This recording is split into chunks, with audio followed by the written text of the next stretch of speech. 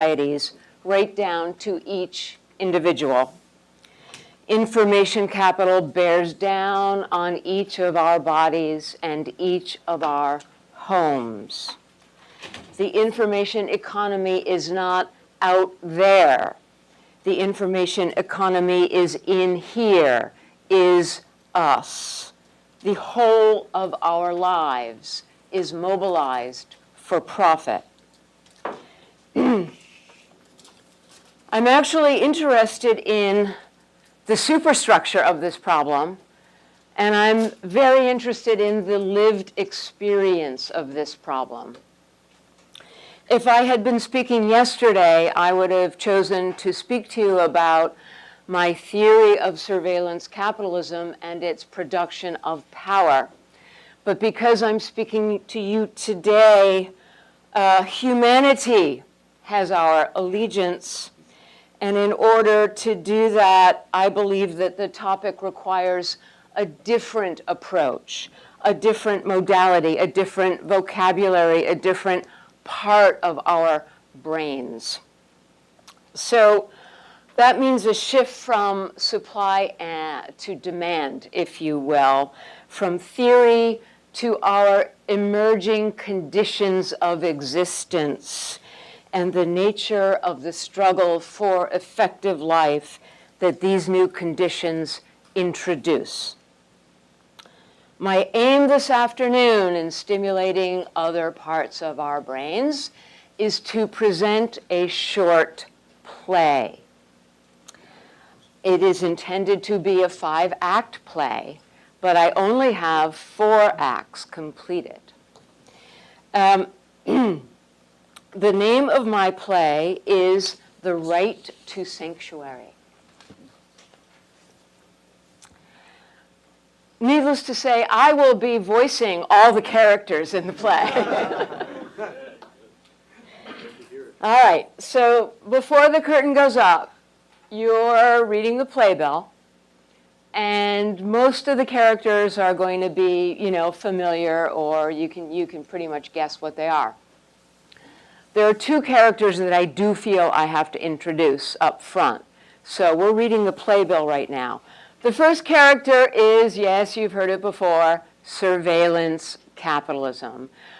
This character just needs, I think, a couple of words of introduction so that the rest of the play will make sense. The best way to think about this character is like the shark in Jaws. The jaws in Jaws. Some of you may have heard me mention this yesterday. A menacing presence that is always circulating right below the surface, calculating right below the surface, and just beyond what you can ascertain. You know it from its eruptions, when it occasionally leaps up to grab some prey. This used to occur in surveillance capitalism from time to time and in certain settings. Now, however, it is edging toward pervasive and continuous, the bloated shark of sharks. Surveillance capitalism is a novel market form indigenous to the digital. It has many objects of prey, but its most important is human life. Human life is rendered first as behavior. Behavior is translated into data. These data exceed the requirements of its products and services. Ergo, they are surplus. That is key. This behavioral surplus is valued for its predictive power. Think of the ivory tusk, not the elephant. You are the elephant. But it's only the ivory tusk, the surplus, that interests surveillance capitalists. These surplus data are manufactured into what I call prediction products, which are sold in specifically constituted markets for future behavior. These markets began with advertisers online, but there is no reason that they are limited to those actors any more than mass production is limited to automobiles just because it was discovered in an automobile plant. The competitive struggle for surveillance revenues means that prediction products must strive toward certainty. And surveillance capitalists are going to great lengths to achieve this goal as the laws of motion and the economic imperatives of this new market form are being clarified and institutionalized. The signature of industrial capitalism was the conquest of nature. Surveillance capitalism aims to dominate human nature, but not in the way you might think. Surveillance capitalism perfects a mode of radical indifference to its populations. It does not want to break you. It does not want your blood. It does not want your tears. It does not want the sweat from your fear. All it wants are the data that leach from those things. The rest is up to you. The second character I want to introduce is a character that I call Big Other. Not Big Brother, Big Other. Big Other is the material architecture of the surveillance capitalist project. In other words, surveillance capitalism is what Weber called the economic orientation. And everyone who's boned up on their Weber recently will know that Weber's entire theory of technological rationality rests on the idea that really technology is not and can never be a thing in itself. It's always a thing that is designed and deployed, this is in modern times, by capital, which is to say, by the economic orientation. What I urge people to do, just try it for an hour. Excise the word technology from your vocabulary and substitute instead the word capitalism, or even better, surveillance capitalism, because it's the economic orientation that is bringing the technology into play. The usual suspects are all here as far as constituting Big Other: our computers, our phones, our devices, all computer-mediated transactions, all of the things that we don't want to call the Internet of Things, all of that. And the key point is that we are now on our way to the long imagined, long dreamt for, and now gradually realizing pervasive, sensate, computational architecture that infuses all places, spaces, things, bodies. This architecture is propagandized with an ideology of inevitablism, an ideology, and described by those ideologues as digital omniscience. The curtain rises, Act 1. The scene is an undergraduate classroom, amphitheater style. About 70 third-year college students in this classroom. We have sent the youngest among us to scout Big Other's frontier. I am listening for their messages in a bottle. As we discuss their lives at a specific part of this frontier, generally referred to as social media. Their messages are filled with poetry, but alas, I summarize. She says, the person I present is a curated object. She says, I curate a different person for every audience. Only my true self is shown to my friends. He says, the more I give to this process, the more distant I feel from the object I present. I know that they've all read Irving Goffman, So they've all read about the presentation of self in everyday life. And I ask them, is this just a new iteration, a 21st century iteration of what Goffman talks about? They ponder. There's silence. And then she speaks. The difference is that Goffman assumed a backstage where you could be your true self. For us, the backstage is shrinking. There is almost no place left where I can be my true self. Even when I think I am backstage, I suddenly discover that I'm on stage and everything changes.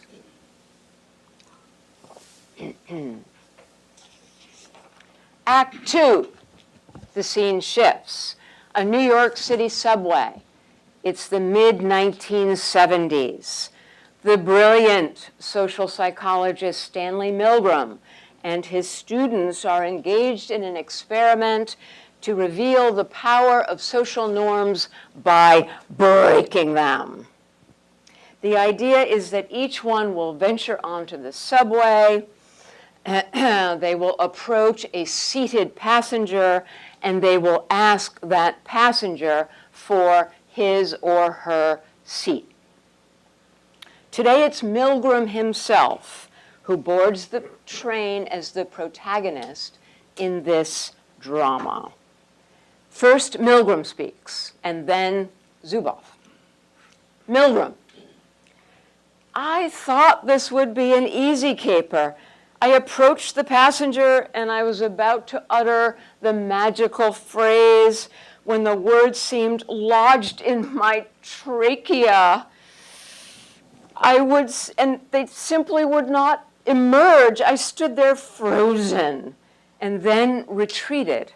I was overwhelmed by paralyzing inhibition. I had to sit down and I was furious with myself, and finally I forced myself to stand up and try again.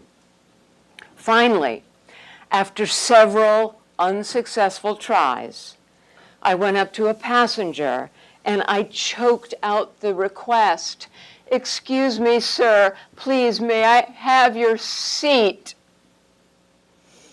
A moment of stark, anomic panic came over me. But the man got right up and gave me his seat. I was overwhelmed by the need to behave in a way that would justify my request. My head sank between my knees, and I could feel my face blanching. But I was not role-playing. I actually felt as if I was going to perish. Soon the train pulled into the station, and I quickly exited. I was surprised to discover that as soon as I left the train, all the tension disappeared. My students and I shared our experiences, and we identified 3 key themes. First was the recognition of the enormous inhibitory anxiety that ordinarily prevents us from breaching social norms. These are not minor regulatory forces in social life, but they are basic ones. Second, the reactions of the breacher are a compelled playing out of the logic of social relations. Finally, any confrontation of social norms crucially depends upon the possibility of an exit.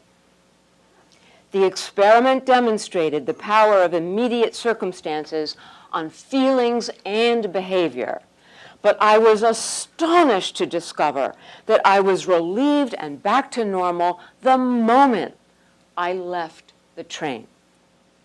Whether one's action is disobeying an authority or asking for a seat on the subway, embarrassment and the fear of violating even apparently trivial norms lock us into intolerable predicaments. Without the possibility of exit, These risks are unendurable. Zuboff. Every exit is an entrance.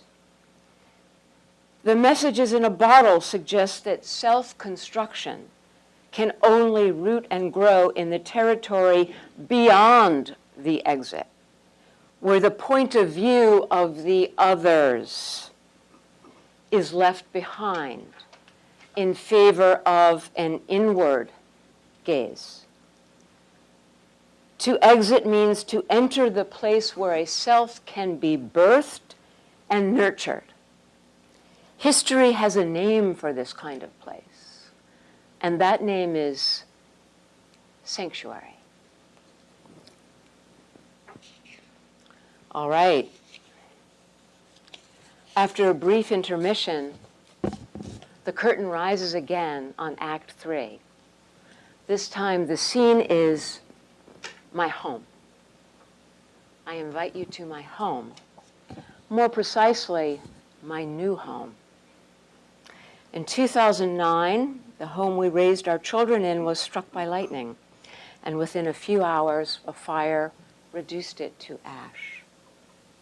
The two characters in this act are Zuboff and Gaston Bachelard, the philosopher, professor of the Sorbonne, and author of The Poetics of Space. Zuboff. As the days and months progressed, my recollections of the house took an unexpected shape. Less rooms and objects than shadow, light, fragrance. I could conjure in perfect clarity the rush of my mother's scent when I opened the drawer filled with her once cherished scarves.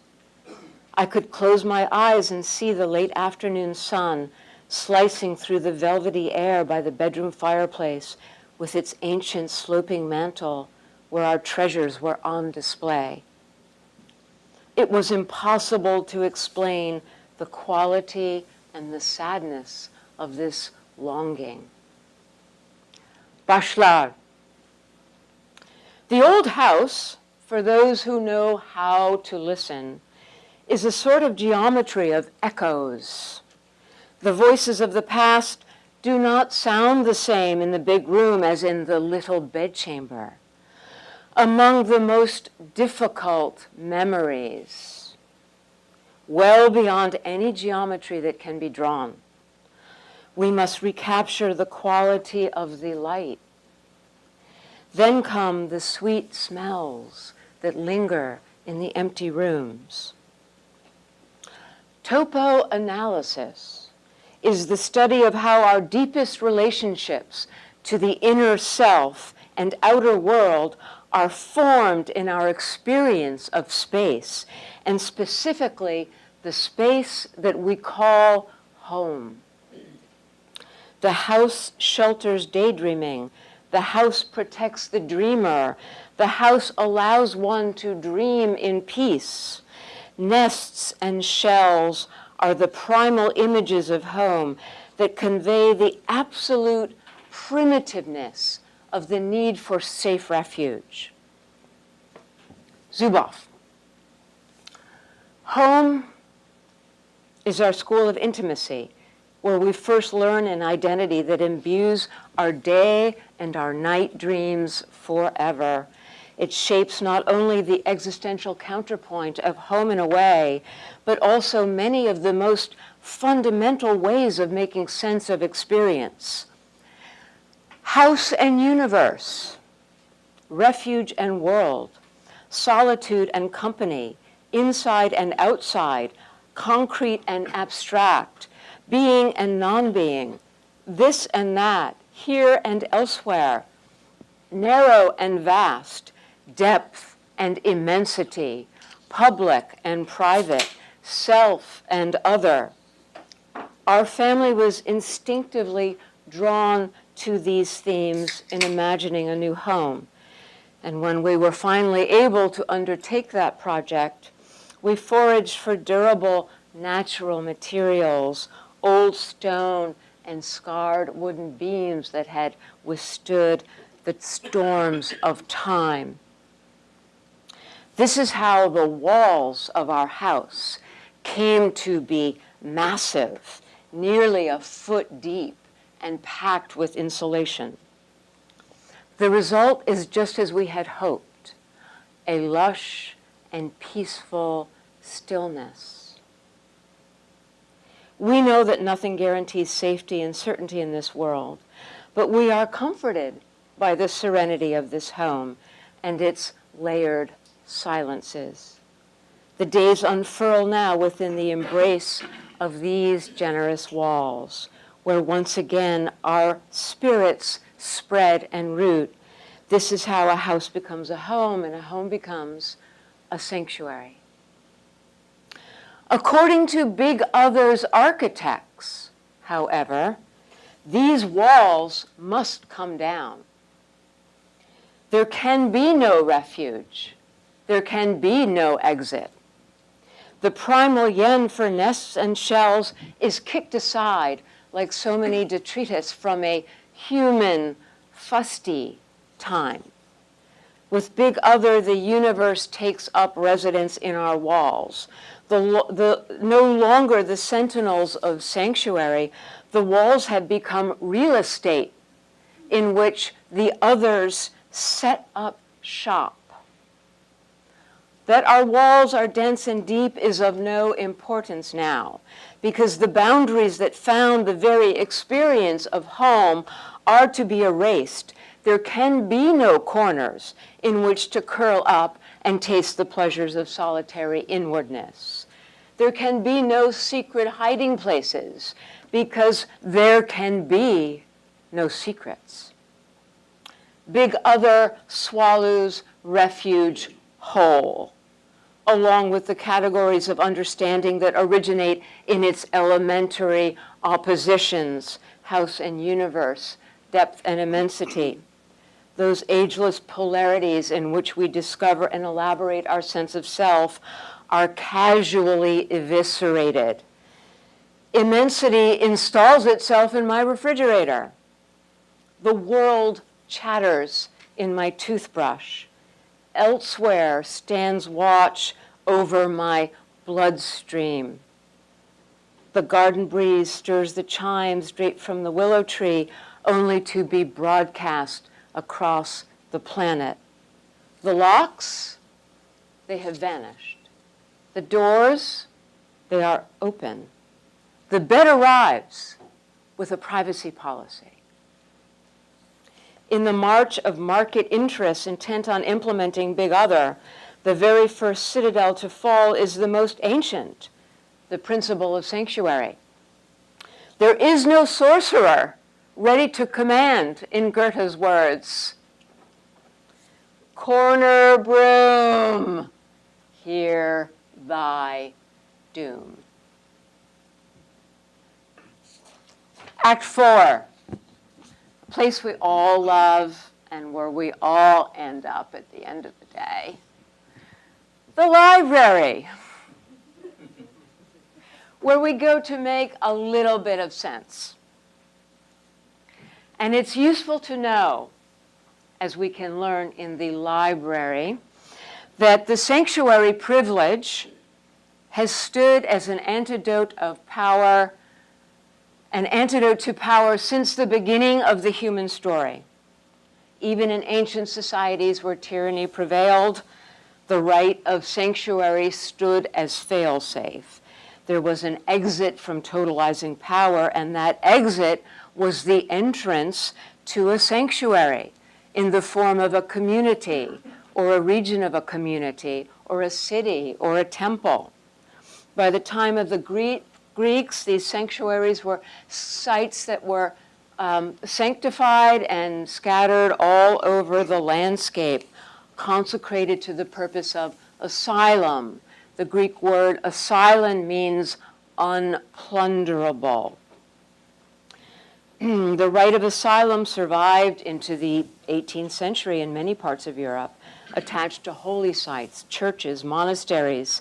And its demise was not repudiation, but rather a recognition of social evolution, the firm institutionalization of the rule of law, so that sanctuary was provided by law, as one historian put it, justice as sanctuary.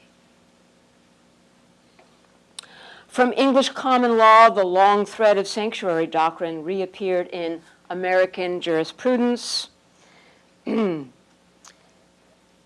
Linda McLean wrote in 1995 on her interpretation of the Fourth Amendment, there is a strong theme of a proper realm of inaccessibility or secrecy with respect to the world at large, as well as a recognition of the important social dimension of such protected inner space.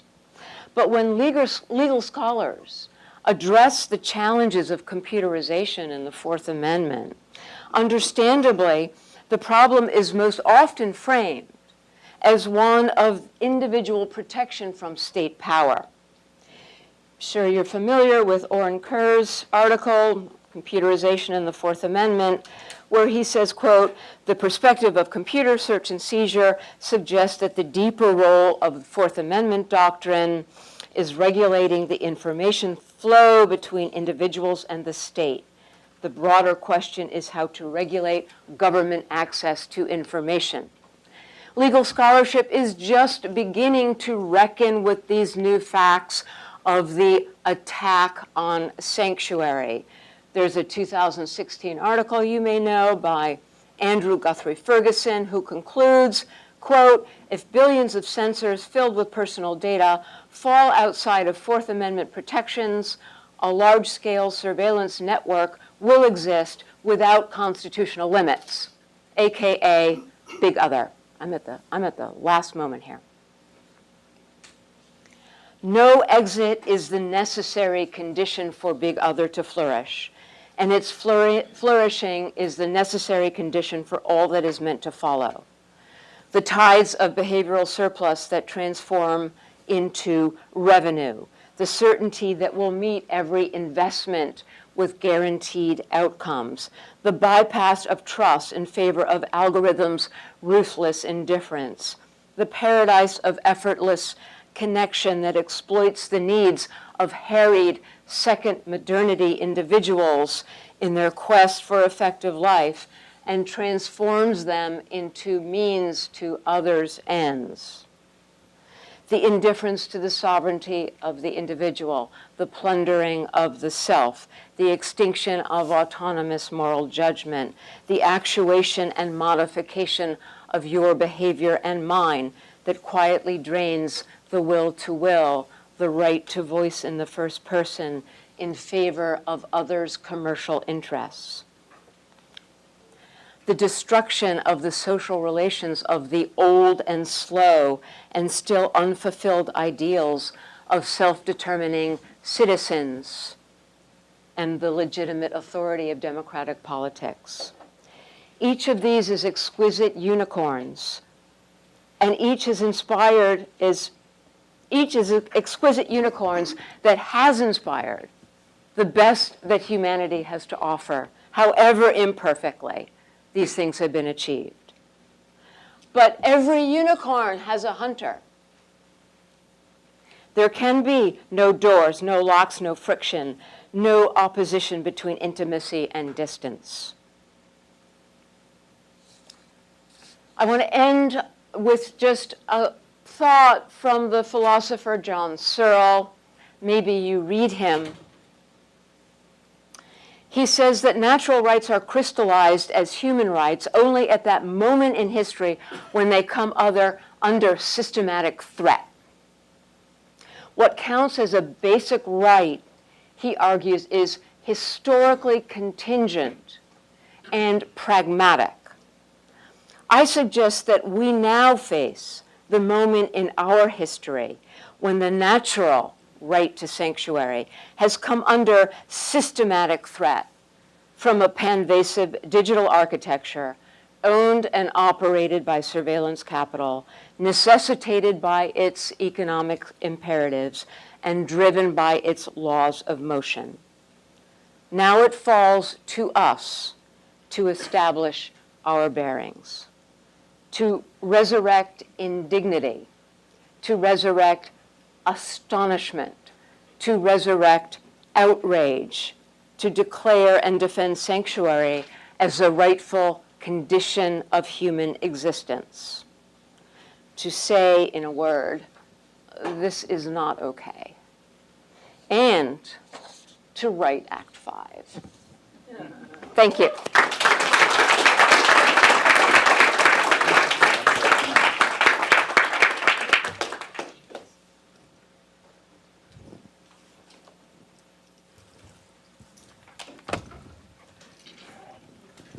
Hardly seems fair. She tricked me. She said I was supposed to go first, and then she said I want to go first, and now I'm, That was great. It was wonderful. And now you got me. All right. Thank you. Thank you. I think. Yes, that was fantastic. All right. So here we go. Thrilled to be here. I want to thank Kevin. I think it's been a fantastic conference so far. I've learned a ton. It's got me thinking. Haven't stopped thinking since the beginning of yesterday, and my mind's been constantly engaged, and I'm thrilled to be here. So I'm going to talk about my forthcoming. Oh, I got the microphone thing on. Again, I did the same thing. All of that didn't really matter anyway. You want some help with your belt? I could probably handle it. Give him some dignity. Is it on? If you insist. It's on? All right. All right, so it's thrilled to be here, and I'm going to talk about my forthcoming book, Reengineering Humanity, which is co-authored with Evan Selinger. So do we know when technology replaces or diminishes our humanity? Can we detect when it even happens? These questions came up in many of the earlier panels, and it was a great setup in a sense. To answer these questions, we'd have to know what constitutes our humanity, and that turns out to be an incredibly difficult question that's been debated without resolution for millennia. And given such difficulty at sort of the most foundational level, it shouldn't be surprising that we don't really have a reliable method for identifying, much less evaluating, technological impacts on our humanity. Of course, people often claim that technologies dehumanize, especially in recent decades with widespread adoption of computers, the internet, and more recently smartphones. But the public generally takes such claims to be alarmist, and so the claims generally remain untested and ultimately drowned out in rampant enthusiasm for new technology. And yet, techno-social engineering of humans exists on an unprecedented scale and scope, and it's only growing more pervasive as we embed network sensors in our public and our private spaces, our devices, our clothing, and increasingly ourselves. So when does technology diminish our humanity? When and how do humans become programmable? Can we even detect when it happens, much less evaluate it? What makes us human? What about being human matters? These are the kinds of questions that Evan and I try to tackle in Reengineering Humanity. Here's our table of contents to give you a sense of the kinds of things we talk about. Many of these things came up in different times over the last 2 days. So we argue that we need a method to examine the dynamic relationships between humans and the technologies we develop and use. And at the core, the method we develop in the book depends on a fundamental and radical repurposing of the Turing test. That's the test that Alan Turing famously proposed to examine when a machine can think. And so Turing's test examined the line between humans and machines, focusing on the machine side of the line, and giving rise to the fields of artificial intelligence, machine learning, and various other adjacent technologies. Our book, our analysis examines the human side of the line. So we use machines as a baseline and ask when and how humans behave in a manner that's machine-like along different dimensions with respect to different capabilities. So we're interested in engineered environments. So we begin with different types of intelligence, but our analysis certainly doesn't end there. There's much more to humanity than that. And so the method's extended to different capacities and capabilities, our capability to relate to others, as well as the core concept of free will and autonomy. And so the radically repurposed Turing tests are plausible tests to employ, but more importantly, I think, The tests serve as conceptual tools that enable a deeper consideration of what makes us human and how our humanity is reflected in and affected by the technologies we develop and use. So throughout the book, the concepts are grounded in familiar examples, things like call centers, the assembly line, public schools, online electronic contracting, wearable technology, social media, and many others. And throughout, we dissect and examine the technosocial environments that we're building and the creeping Taylorist technosocial engineering of humans in the workplace and as it creeps to other contexts where we live our lives. So we play the role of cautious futurists and directly focus on interconnected sensor networks, the so-called Internet of Things, where things is really just a way to talk about humans made into things or machine-readable humans rather than the actual devices themselves. And big data-enabled automation of systems around, about, in, and on human beings. But today what I want to focus on is not all of that so much as to focus on the ends.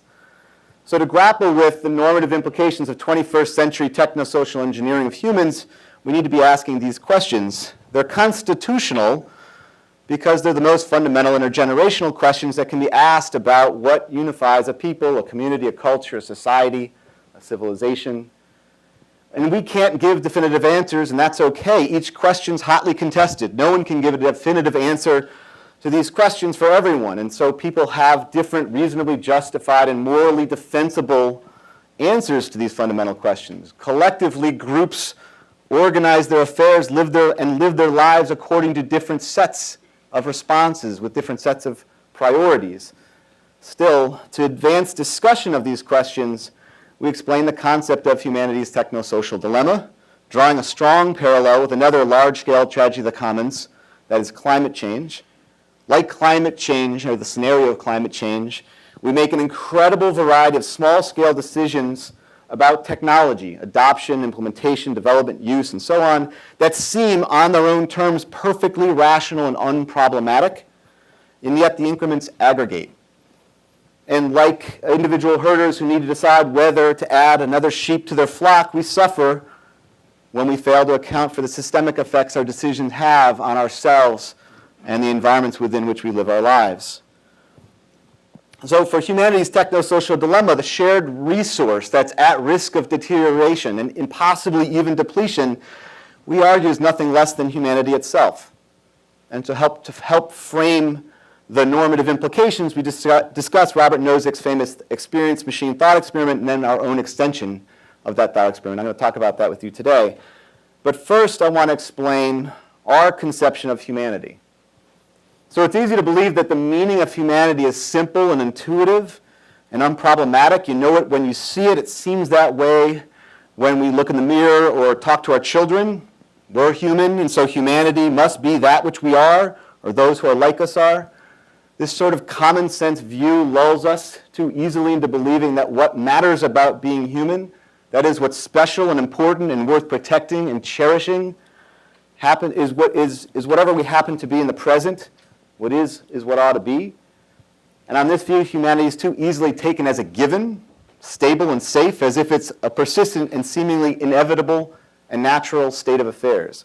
Proponents of this view risk being profoundly ignorant, however, about history. It obscures what the present generation has inherited from past generations and their sacrifices, turns a blind eye to incredible cultural variations within the present generation, and turns a blind eye to how our actions in the present affect future generations. And so frankly, it perpetuates a lack of imagination about possible futures for humanity in the worlds we are, one way or another, building. And so some would say that what it means to be human can be described biologically. That's one approach. And we might identify distinguishable evolved characteristics and capabilities of Homo sapiens. Right? Only Homo sapiens have evolved the complex cognitive and social capabilities needed for widely shared language, fiction, and other social institutions that scale beyond small, close-knit groups. And these basic capabilities and social infrastructure are what enabled humans to conquer the earth and reconstruct the environment within which we evolve, and thereby re-engineer ourselves. And this descriptive biological approach does have the advantage of being scientific It can help us identify or reveal a set of functions that relate human beings with other species as well as our natural environment, but it has significant limitations. Biology doesn't explain everything about humanity. It can't account for the complex and nuanced ways in which we relate to and evolve within our reconstructed built environments. Biology doesn't explain the tools we choose to build and use, much less whether, how, when, or why we would engineer ourselves through our technosocial tools. It's precisely because we've evolved to the point where we can shape ourselves and our society over time and over generations that we can even engage with these types of questions. So human beings can contemplate and act upon these questions only because of the various capabilities we've gained through evolution, and, this is critical, and practiced, owned, developed, and sustained collectively. They're not inevitable, inevitably durable, or inherently resistant to technosocial engineering. They can be gained and lost. And so here's where we end up coming out on this question, or this issue, is what meaningfully distinguishes Homo sapiens is certainly might be our capability to imagine, conceptualize, and engineer ourselves and our environment. What matters about being human is how we exercise such power over generations to collectively produce, cultivate, and sustain shared normative conceptions of humanity. And on this view, humanity might be understood as a set of ideals about who we are and who we aspire to be. In this sense, these ideals are valuable and tangible resources, particularly when shared, acted upon, and reflected in our most sacred institutions as shared commitments. Ultimately, humanity as a normative concept as well as a collectively produced and shared resource stems from the answers we give to these fundamental questions again. Conceived of as a shared set of ideals reflected in us and our built world of imagined realities, institutions, infrastructures, and environments, humanity is at risk, we suggest, by pervasive technosocial engineering.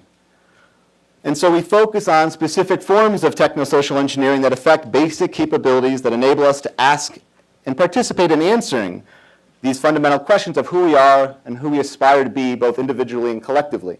And so we consider thinking capacities, the ability to socialize and relate to each other, free will, autonomy, and agency. And certainly some will disagree inevitably with our choices of capabilities to examine, and they can certainly choose to examine others. The framework we develop actually is adaptable to different kinds of capabilities. But the bottom line is that across cultures and generations, humans have engineered themselves and their built environments to sustain these and other core capabilities. And again, in our view, they're part of our shared heritage, our humanity. And yet they're at risk of being whittled away through rampant technosocial engineering, which is what we refer to as humanity's technosocial dilemma.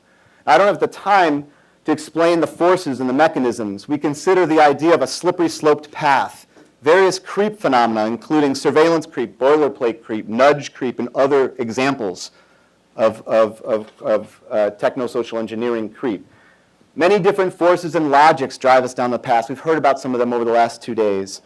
Taylorism extended, fetishized computational power, the allure of ever more powerful intelligence-enabled control systems, promise tremendous gains in efficiency and productivity, along with the convenience and happiness of optimized lives.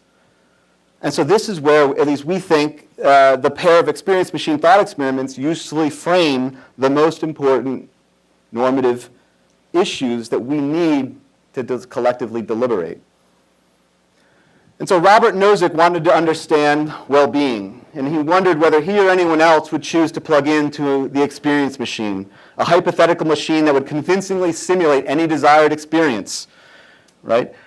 You could plug in and it would let you take on the role of a renowned novelist, a caring father, a saint, all of the above, whatever makes you happy. Nozick imagined a huge mainframe computer, which sort of makes sense given the time. Now it seems safe to say they envisioned the wrong type of machine. But remarkably, he wasn't off in other important respects. He imagined super-duper neuropsychologists who'd supply us with the sensations we crave. Remarkably, today, technologists, entrepreneurs, and policymakers import scientific insights about how minds work and can be manipulated into their projects and their business plans. Knowledge from cognitive science, psychology, marketing, and behavioral economics guide how technologists and social engineers design contemporary computer programs, architect technical systems, and create human-computer interfaces. So Nozick invented this thought experiment to challenge hedonism, and he contended it'd be a mistake to plug in. His core conviction was that reality has intrinsic prudential value. No matter how realistic a simulated world feels, it lacks the features of an independent reality that's conducive to human flourishing. It's a fully engineered reality, a programmed world where our actions wouldn't be meaningful. Our accomplishments, including caring for others, would be hollow. Fortunately, we wouldn't realize any of this while living on the machine because we'd be programmed to be oblivious to such concerns. But we'd feel really, really good. To plug into the experience machine would be to accept engineered determinism and know, even if only at the moment of deliberation about whether or not to plug in, that any subsequent experience of free will would be illusory. Many people highly value free will. Arguably, it's one of the most fundamental blessings of humanity, collectively cultivated and sustained across generations through the cultures, institutions, infrastructures, and environments we build and sustain.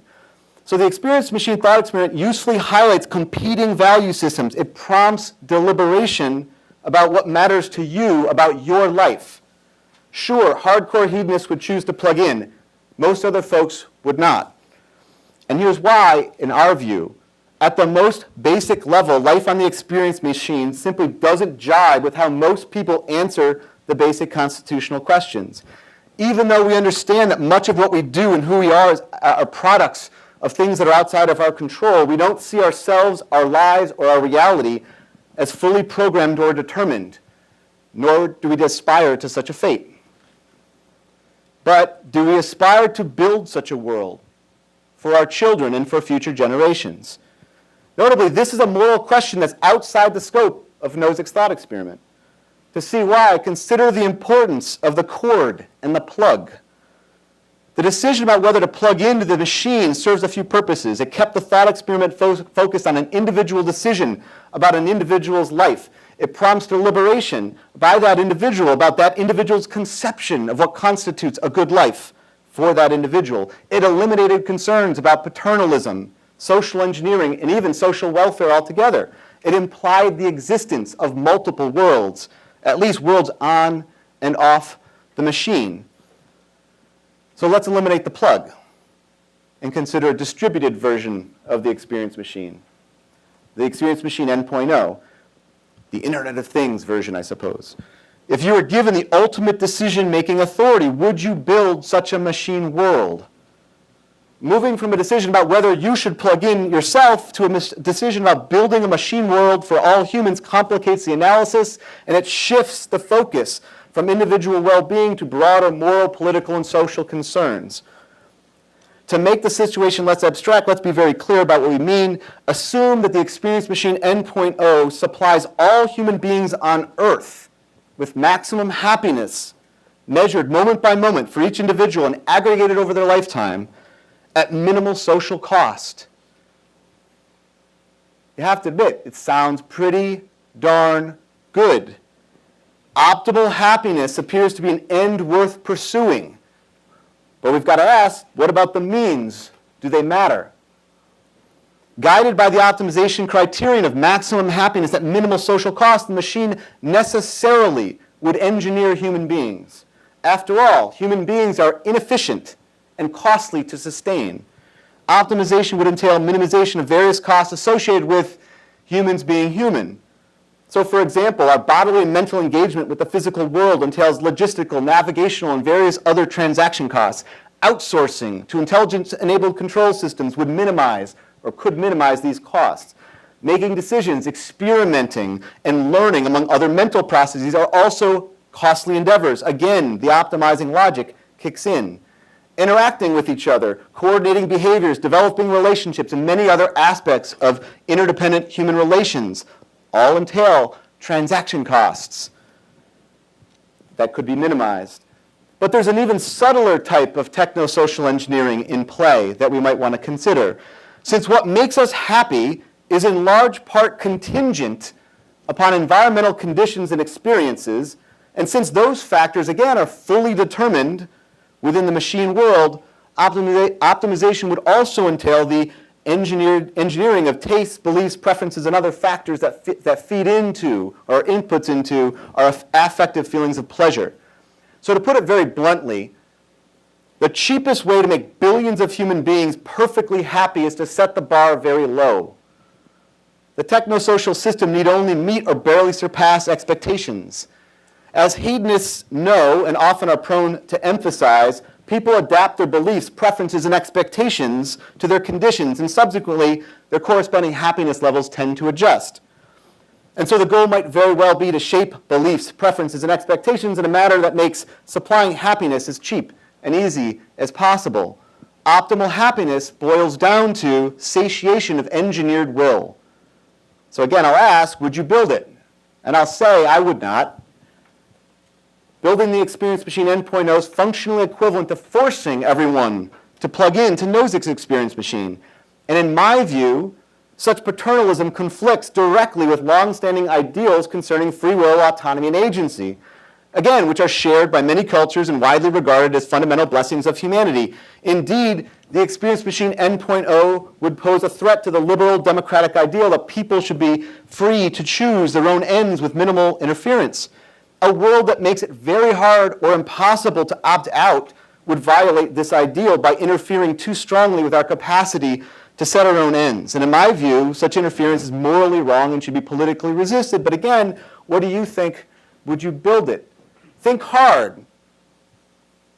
Lest you think I'm setting up a straw man or an indefensible position, I want to emphasize that optimal happiness for everyone on earth is absolutely an end worth considering very carefully, particularly in light of how much misery and suffering exists in this world. And so I pose this thought experiment, for example, to Peter Singer, a renowned philosopher, an incredibly thoughtful and generous person. And after discussion and deliberation, he said he had the following response, which he agreed, he said I could share with you. Right? So I'm a sufficiently hardcore hedonist to think democracy is a means to an end. Essentially, if you can actually imagine achieving optimum happiness, I would build it. Of course, the thing about thought experiments is that they're designed to prompt deliberation, to get you to thinking about what really matters. They're not predictions, and so you might be doubtful that we don't have much to worry about, or I guess get excited about, depending on your view. We're a long way off from building the Experience Machine N.0. Perhaps, probably, and yet we may be on the slippery slope path to a world or some version of it.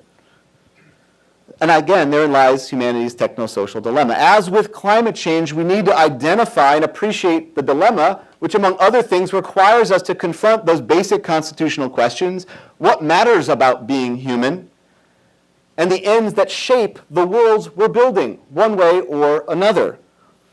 And so we develop a framework for solutions that help create friction on the path, something that came up earlier, that mitigate technosocial engineering creep, that might help us to identify and make possible alternative paths and futures, but it's hardly a comprehensive solution set. We start at the level of ideals, a freedom to be off and a freedom from engineered determinism. Perhaps sanctuary is another way to sort of frame and think about it at a high level ideal. We talk about resurrecting humanism as a movement, as environmental humanism, recognizing that humanity depends upon the built environments, the environments that we build, and there's a dynamic relationship between us and the environments within which we live. We talk about the ends and values commitments that we have, which again, here for us at least, is human flourishing and capabilities. And then we move into logics and strategies. I've seen the moment, I got a minute left, or I had a minute left about 2 minutes ago, so I don't have any time. But we outlined a number of different strategies, some of which actually connect interestingly with a lot of the points that have come up earlier today. Things like neutrality rules to regulate intelligent-enabled control systems. That's really what net neutrality on the internet's about, if you think hard about it, or I can explain. But we'll need such things in smart homes and smart grids and smart transportation systems. Obfuscation, I don't know where Helen is. I can't really say I'm in my mode. Where are you? There, you're right in front of me. So we talk about Helen's work there. a whole bunch of other things that we might be able to do. Engineering transaction costs and inefficiencies is another way to think about it. Thanks. Thanks for listening.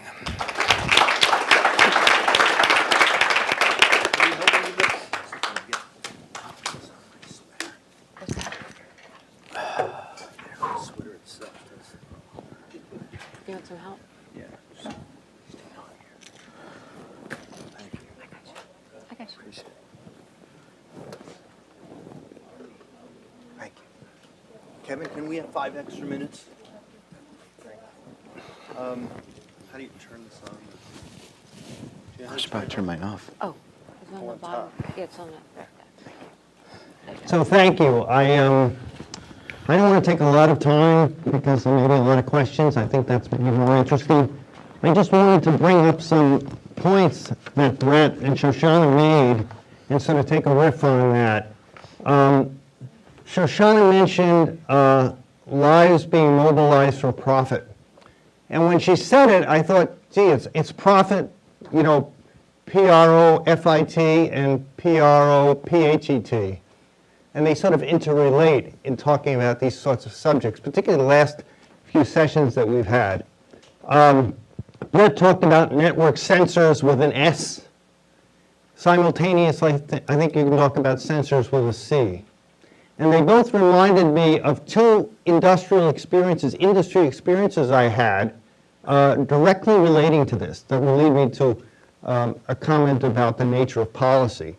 I was at an industry conference about 1.5 years ago, 2 years ago maybe, and people were talking, it was a conference about the use of, I guess, the Internet of Things in business, particularly retailing. And one of the people at the conference, who was an executive at WPP, one of the major advertising holding companies, said, we have to treat people like a frog in boiling water. He said, we have to figure out a way to make them slowly get used to the idea of what we're doing, because otherwise they'll resist.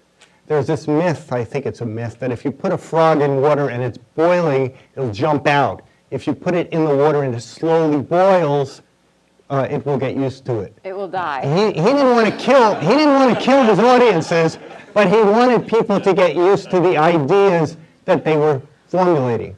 Not too long after he spoke, a researcher for one of the big advertising holding companies got up and showed slides with trend lines, said by 2024, half of Americans are going to have a chip in their arm.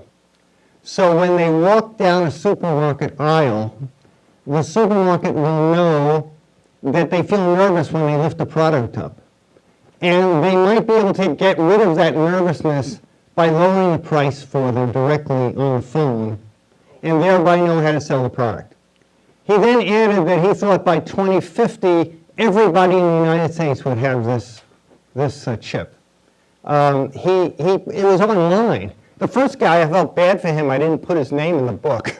The second person, because it was online, I figured it was fair game. Apparently, they've taken that slide off.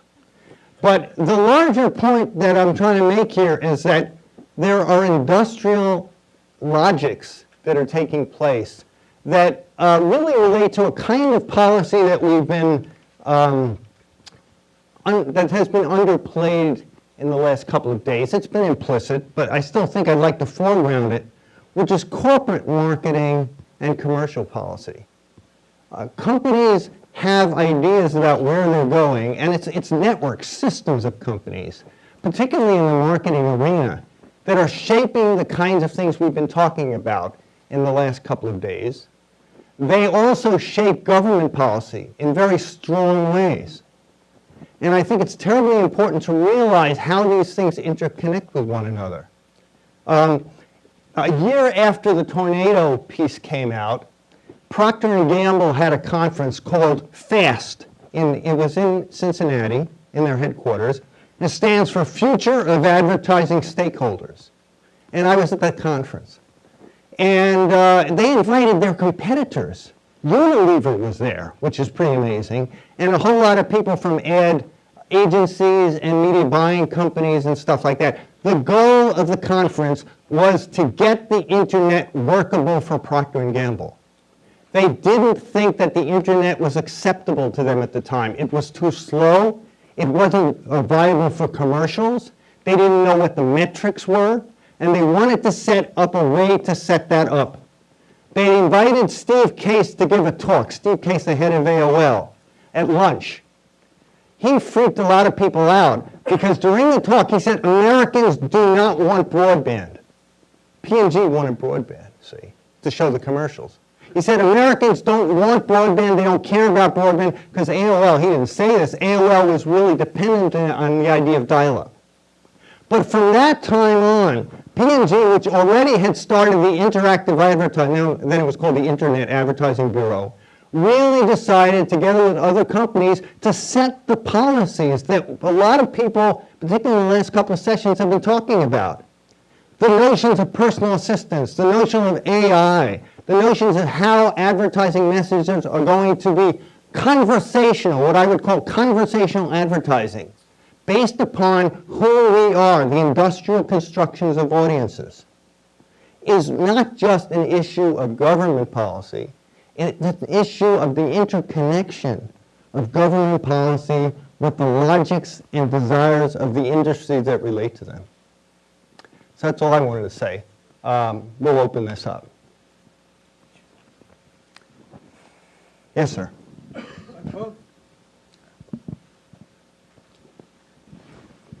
I have a chip in my hand, and I love it. It opens up certain doors, but I love it because I can control it. And if the government or somebody or my employer ever wanted the chip for my hand, I would probably bite it out. There are companies that do that. Yeah, and it's actually fun to have it, and it opens doors, so if I get a handful of books, I don't have to worry about it. My question is really for Shoshana. What is to be done? What do you think is feasible? I'll just leave it at that, and I'd rather hear from you than talk. Well, you know, big question. I think there are several steps to what is to be done. I began working, some of you know me, you know I've been working on a book on the subject for a really long time now. In about 3 days, it will be exactly 5 years. And I felt at the beginning that to answer the question of what is to be done, the first thing that had to occur was naming. You know, that we're talking about systems, we're talking about platforms, we're talking about technologies. And behind all of that, I see a very specific logic of accumulation, a logic of capital accumulation that operates in a very specific way. And I needed to figure it out and figure out how all the pieces fit together and really name it, because as in the great ancient Hebrew tradition, you can't control or tame anything that you cannot name. Naming is where the magic begins. So this has really been, I think for me, you know, the first threshold. Having named it now for 5 years, you know, I'm pretty mad. I'm pretty mad because I'm indignant at the depth and breadth of audacity and the equivalence of speed and violence. Speed is a form of violence that makes this happen faster. You know, there's a long history going back at least to the Italian avant-garde of the early 20th century. Speed is power, speed is violence, and we've got that in spades. So this thing is accruing very, very quickly. So, so the normal thing, you know, from my years of studying history, early on, you know, I was very interested in Polanyi and the double movement and that kind of, you know, how do we bring that around again? Bring the state back, bring the state back. Polanyi observed that as industrialization was moving through Europe in the late 19th century, every European country spontaneously created the quote-unquote double movement, the countermeasures that would tether these enormous powers to the needs and interests of society. That's not going to happen spontaneously under our current political conditions, because we're facing another set of issues, not just regulatory capture, but now truly a full-blown kind of what Weber called political capitalism, where there's a convergence of politics and wealth, creating a new kind of oligarchy. So that makes it even more challenging. So it's not easy to just be thinking about a double movement. So there's another challenge there where we've got to think about how we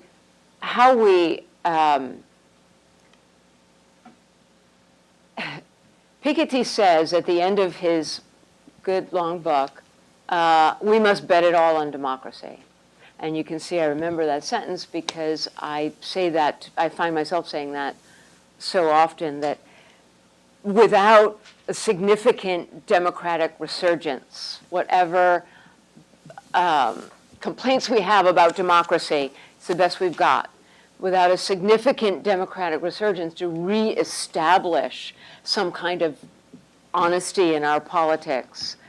So all of these things are there, Tom, in the answer. Ultimately, we are going to require, global institutional frameworks that do not, it's not antitrust, it's not monopoly. There's no point in breaking up a Google, the first and greatest surveillance capitalist, and having 5 smaller surveillance capitalists. Monopoly is, we're past that.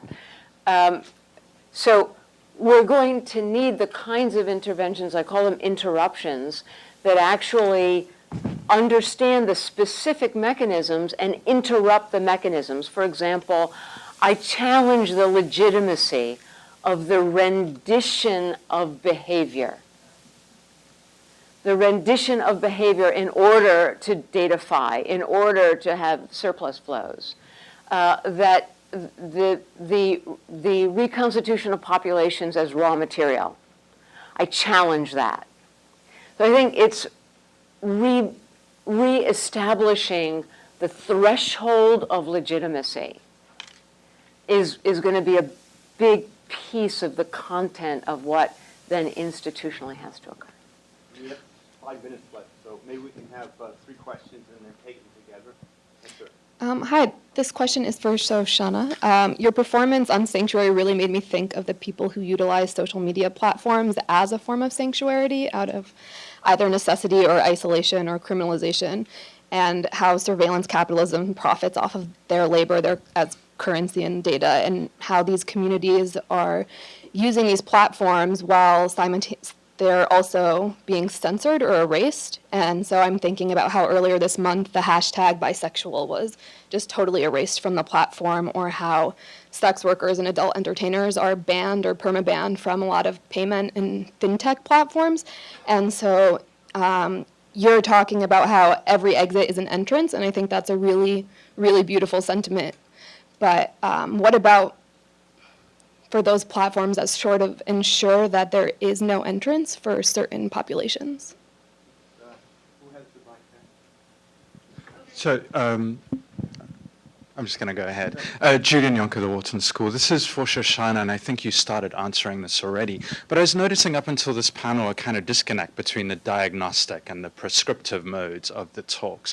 Diagnosis tended to go kind of systematic. And we heard about Heidegger, and I think the Frankfurt School was behind that, and now we finally come to Marx. But the prescriptive mode has so far been regulatory and legal and even technical. And, if we're really going back to Marx, I wonder whether there are other ways in which we might think about the response to our current state of being. So the question is this: do you see, we've moved from capitalism to surveillance capitalism, do ideas, old Marxist ideas like crisis and class struggle, still have a role for us? One more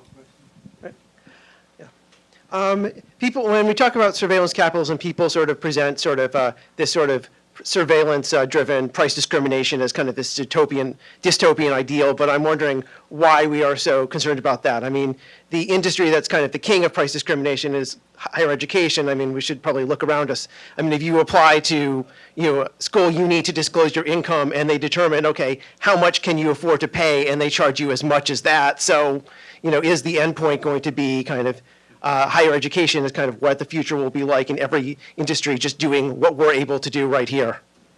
We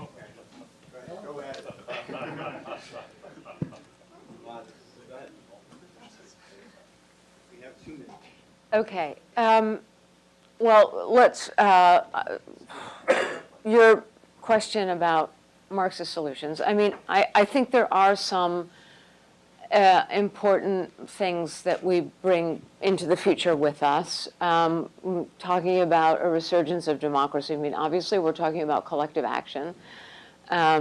Collective action is going to be essential here, and this is, and false consciousness is an important issue here because, so many people are first of all, habituated, second of all, resign, third of all, feel helpless. All of those things that are marks of the internalization of the oppressor, if you will, are riding high. So there is a lot of that nexus between consciousness and collective action that really, I kind of was trying to say something like this yesterday afternoon, but people in this room who are specialists and really informed and really get some of these things, my worldview, like we have a special responsibility to really translate these issues to our communities and our populations who think that, yeah, there are no alternatives. Yes, this is inevitable. Yes, we have no choice. Yes, I am helpless. And I say, truly bollocks to that. That is just that is just the worst poison that we have imbibed. On your question, I think I get your question about exclusion. And I don't know if my answer is going to be right on or not, but, right now we are faced with a Hobson's choice when it comes to these large surveillance capitalists who own these big platforms where people try to conduct life. First of all, I don't think you should be conducting life in those platforms. Let's just state that. And I'm very worried about the young people who are conducting life on those platforms and who don't have a memory that would trigger them, when they're in danger. Anyway, but the Hobson's choice is that on the one hand, they are radically indifferent. They really don't give a toss about what you say as long as they can monetize it or what you do or whatever. On the other hand, if these fake news arguments sort of get their way, there's a saying we use in my family, okay, the dog that caught the car. Like the dog that would catch the car in this situation is if we had these surveillance capitalists actually caring about what's on their platform. If they start actually caring, that's even worse. We have to shut it down. Sorry. Keep Okay. going. No Thank you. Great. All right. So in some ways it is a good sign when we are having to cut people off because there's so much more to say. We've had so much great food for thought the last day and a half.